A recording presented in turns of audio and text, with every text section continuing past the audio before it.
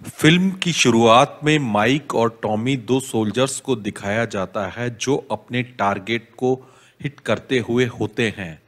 वे देख रहे होते हैं कि कुछ आदमी उसकी तरफ आ रहे हैं और कुछ लोग हैं जो हथियारों से लैस हैं। उनमें एक आदमी की उम्र 65 साल की होती है।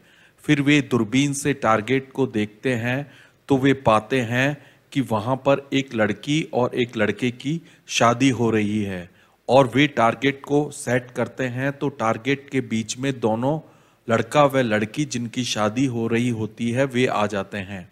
उसके बाद माइक का इरादा थोड़ा सा बदल जाता है और वह टारगेट सेट नहीं करता और वह उन लोगों को नहीं मारता जो उस टारगेट के बीच आ रहे हैं।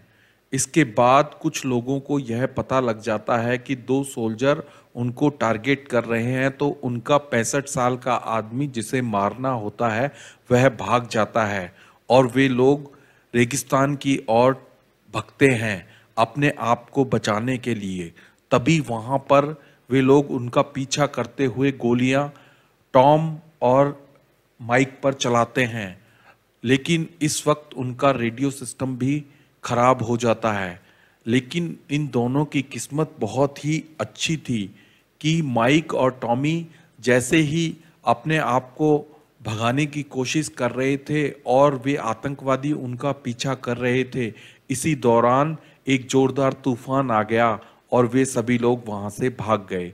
इसके बाद माइक और टॉमी यह निश्चित करते हैं कि वे पास के गांव में ही जाएंगे क्योंकि वे मदद के लिए फोन करते हैं, लेकिन उनके हायर ऑफिसर कहते हैं कि अभी मदद आने में टाइम लगेगा।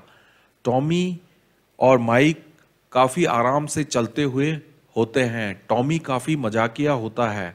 तब माइक कहता है यहाँ पे माइंस हैं, तुम होशियारी से चलो, लेकिन टॉमी इस बात की परवाह नहीं करता और वह माइंस पे पैर रख देता है और उसी वक्त माइंस फट जाती है और टॉमी के दोनों पैर उसमें जख्मी हो जाते हैं और वे उड़ जाते हैं।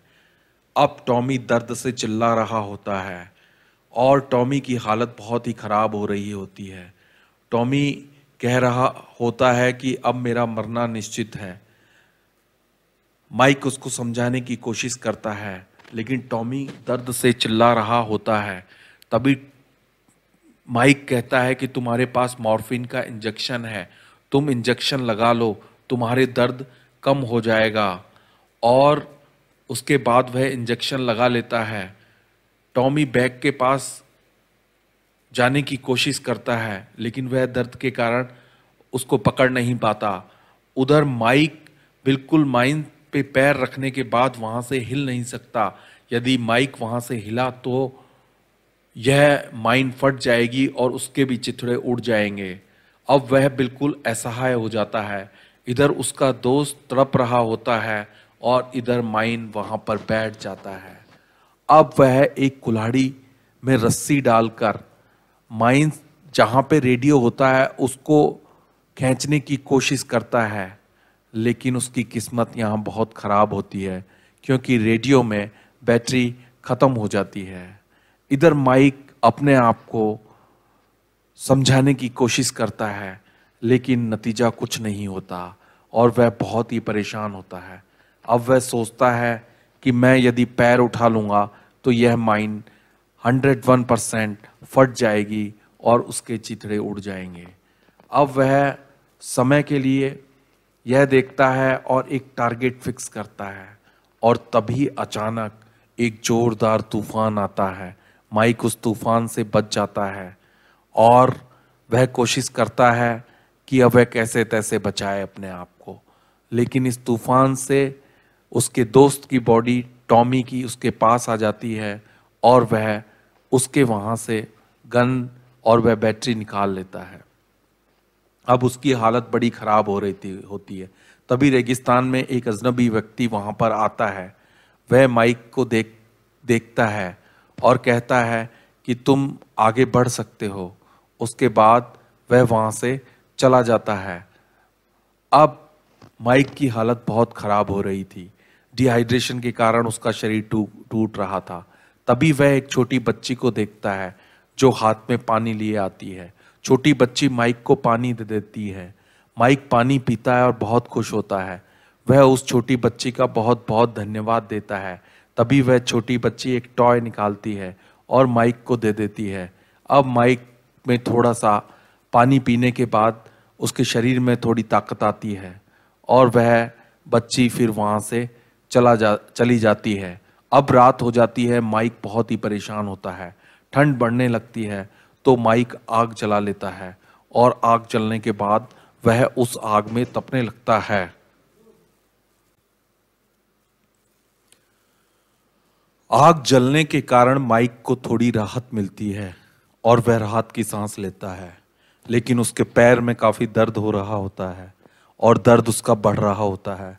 रात के अंधेरे में कई जानवर जोरदार चिल्ला रहे होते हैं और वे माइक को काटने के लिए दौड़ रहे होते हैं। तभी एक जानवर वहां पर आ जाता है। माइक उसको टॉर्च से भगा देता है। वह कई बार बंदूक भी चलाता है। जब वह बंदूक चलाता है तो वह जानवर माइंस पे गिर जाता है। माइंस फट जाती है और भाग जाते हैं। तभी वह व्यक्ति फिर वापस आता है जो माइक को पहले मिला था। वह कहता है कि तुम आगे बढ़ो, तुम आगे बढ़ोगे तो कुछ नहीं होगा। मैं भी पहले एक बार माइंस पे पैर रख चुका हूं और मेरा पैर भी इसी तरीके से उड़ गया था। तो वह इस बात को बताने के बाद माइक कहता है कि मैं यहाँ से हट नहीं सकता। वह उस व्यक्ति की बात नहीं मानता है। इससे वह व्यक्ति काफ़ी निराश होता है। माइक कहता है कि मुझे अपना रेडियो तुम दे दो और वह व्यक्ति रेडियो माइक को दे देता है और इसके बाद वह व्यक्ति वहाँ से चला जाता है।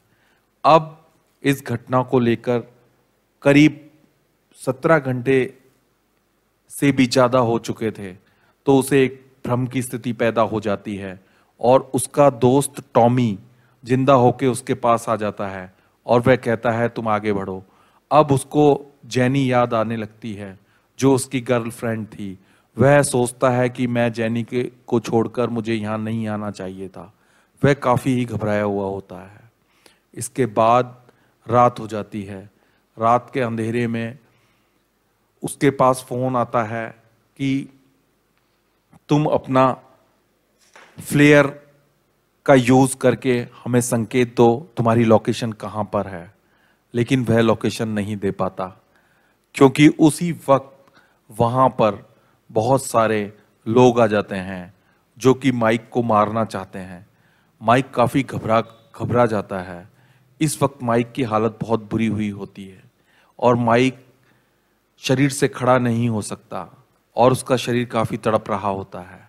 वह रेडियो पे संदेश वापस सुनता है लेकिन वह फ्लेयर का यूज कर उसमें संकेत भेजने में असमर्थ रहता है, जिससे जो लोग सहायता के लिए उसके पास आ रहे हैं उनको लोकेशन ट्रेस नहीं हो पाती है और वे उस तक नहीं पहुंच पाते हैं। वह उनसे कहता है कि मेरी हालत बड़ी खराब है, मैं भूख और प्यास से तड़प रहा हूं।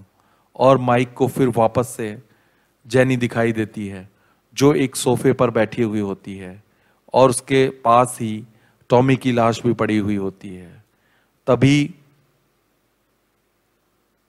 एक दूसरा व्यक्ति वहां पे जो पहले मिला था वह व्यक्ति वहां पे आता है। वह माइक के शरीर पे महरम करता है और कहता है कि तुम लकी हो जो रेगिस्तान में इतने साल इतनी देर तक जिंदा रहे। अब तुम्हें आगे की सोचनी चाहिए। तुम्हें थोड़ा मोटिवेट होना चाहिए। तुम्हें आगे बढ़ते रहना चाहिए। तुम्हें निराश नहीं होना चाहिए और तुम बिल्कुल बच सकते हो। उसके इस मोटिवेशन से माइक को काफ़ी राहत मिलती है। वह सोचता है कि यह व्यक्ति सही कह रहा है। उसके बाद वह व्यक्ति उसको काफ़ी देर तक समझाता रहता है और माइक उसकी बातें सुनता रहता है। इसके बाद वह व्यक्ति वहाँ से चला जाता है और उसे उस लड़की की उसकी जो व्यक्ति सहायता करने आते उस लड़की की फोटो भी दिखाई देती है। इसके बाद उसे दिखाई देता है कि उसके पिताजी बड़े ही क्रूर थे। वह अपनी माता को मारते रहते थे और साथ ही उसको जेनी भी नजर आती है। अब रेडियो उससे काफी दूर होता है। वह काफी भूख प्यास से तड़प चुका होता है। तभी वहां पर धूल भरी आंधियां चलने लगती है। वह फ्लेयर को उठाकर लोकेशन भेजने के लिए जैसे ही उठाता है तो उसके ऊपर कोई हमला कर देता है और एक जोरदार धमाका उसके पास होता है। वह बंदूक उठा लेता है लेकिन उसके हाथ कमजोर हो चुके होते हैं, गोली चल नहीं पाती। फिर वह वापस जैनी को याद करता है, फिर मोटिवेट होता है, फिर वह पिस्तौल चलाता है क्योंकि अब उसके हाथों में जान मोटिवेशन से कुछ आई। और फिर उसके बाद वह राइफल उठा लेता है और टारगेट कर कर एक एक आदमी को मार गिरा देता है। इसके बाद वह पैंट और शर्ट में एक आदमी को देखता है।